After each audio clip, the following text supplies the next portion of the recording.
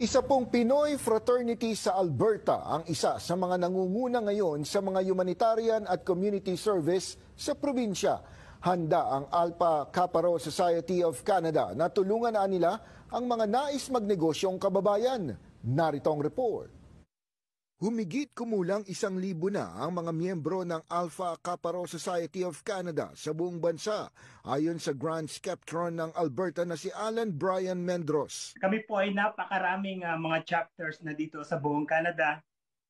If talking about connection, lahat po ng probinsya ay meron na po tayo dito sa buong Canada. Kamakailan, kanilang ipinagdiwang ang 50 taong anibersaryo mula sa pagkakatayo nito sa Pilipinas hanggang sa iba't ibang chapter sa buong mundo. Napakarami na po naming mga proyekto na naging successful dito, especially po yung pamimigay namin ng wheelchairs sa ating mga kababayan na yung pong wala po talagang silang kakayanan dahil po ang wheelchair dito sa Canada ay napakamahal.